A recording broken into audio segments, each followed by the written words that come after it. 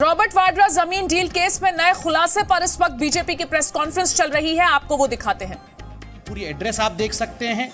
यह उस कंपनी का दस्तावेज है जिस दस्तावेज में पूरी तरह से उसके अकाउंट्स का डिटेल है। और यहां आप देख सकते हैं कि वो अपने अकाउंट डिटेल्स में बताते हैं कि unsecured loan, other loans and addresses Bhushan power and steel limited से 5,64,000 का लोन लिया गया। ये आप देख सकते हैं कि एक पूरे दस्तावेज आपके सामने है।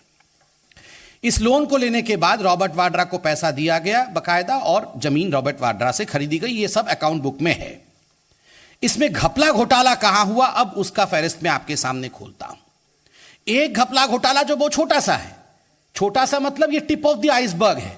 आप सोचते होंगे इतने बड़े लोग ये जो सारा भ्रष्टाचार करते हैं, ये केवल 5 करोड़ का भ्रष्टाचार किया? नहीं नहीं नहीं, ये जो 7 गुने रेट में 2 वर्षों के अंदर बेच दिया, ये तो केवल this is only the tip of the iceberg. The crux of the corruption lies elsewhere. जो मेन करप्शन है, जो आइसबर्ग है नीचे, वो कहीं और है। अब मैं इसकी दास्ता बताता हूं। ये जो Bhushan power and steel limited थी, जिस कंपनी ने रॉबर्ट वाड्रा के जमीन के लिए एक दूसरी प्राइवेट कंपनी को लगभग 6 करोड़ का लोन दिया, इस कंपनी का एक गड़बड़ घोटाला आईटी डिपार्टमेंट में चल रहा था। यह लोन भूषण स्टील ने लगभग 2011-12 में दिया एलेजनी कंपनी को।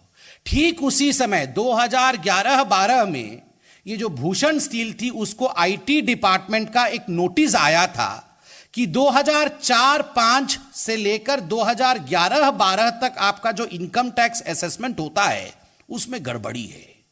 आपको लगभग 800 करोड़ रुपए अधिक अतिरिक्त देना होगा।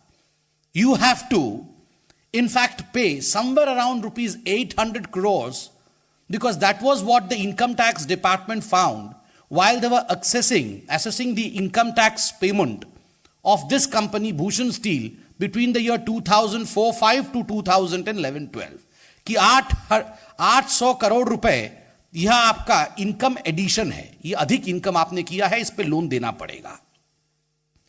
तो यह भूषण स्टील ने क्या किया कि नहीं नहीं, यह गलत है, हमें इतना अमाउंट नहीं देना है।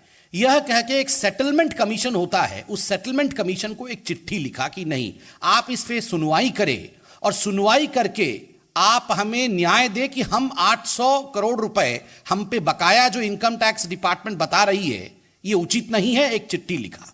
सेटलमेंट कमीशन, ये सब कुछ 11-12 के समय हो रहा है, ठीक उसी समय जिस समय भूषण स्टील रॉबर्ट वाड्रा के जमीन के लिए लोन दे रही है। सेटलमेंट कमीशन ने लगभग मिड जून 15 जून 2013 के आसपास एक घोषणा वो करती है, they release a draft and the draft has 2 point result. उसमें 2 बहुत महत्वपूर्ण बिंदु होते हैं। पहला बिंदु होता है कि ड्राफ्ट कहती है कि आपको एडिशनल इनकम देना पड़ेगा।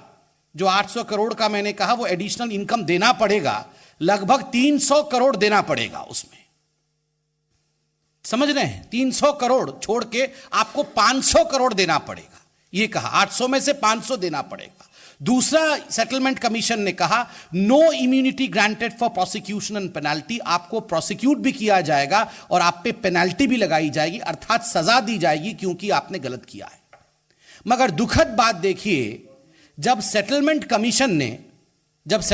कमीशन ने एक ड्राफ्ट जारी किया, ठीक उसके 15 दिन के अंदर भूषण स्टील को जो सेटलमेंट कमीशन ने सजा की बात की थी, उसी सेटलमेंट कमीशन ने एक नया बेंच रिकॉन्स्टिट्यूट किया। They reconstituted new bench and this new bench which was reconstituted by the settlement commission, they upturned whatever decision had been taken by the former bench। जो पहले बेंच ने निर्णय लिया था कि 500 करोड़ देने पड़ेंगे, आपका बकाया पैसा है और आप पे सजा भी होगी, प्रोसिक्यूट भी आपको किया जाएगा और पेनाल्टी भी होगा, उसी सेटलमेंट कमीशन ने एक नए बेंच को बना के गठित करके अपने पुराने वर्डिक्ट को निरस्त कर दिया और कहा कि there would be no prosecution, no penalty और कोई एडिशनल इनकम दिखाने की आवश्यकता नहीं है। मतलब कुल मिला के भूषण स्टील को 500 करोड़ का फायदा केवल रुपए और पैसे का फायदा नहीं, पेनाल्टी भी नहीं होगा और सजा भी नहीं होगी, इसका भी फायदा वो अलग है।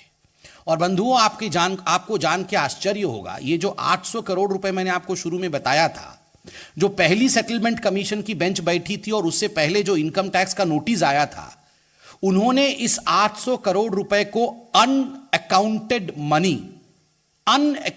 मनी अर्थात यह पैसा एक तरह से काला धन है, यह कह के संबोधित किया था कि यह 800 करोड़ रुपए काला धन है, यह अनअकाउंटेड मनी है।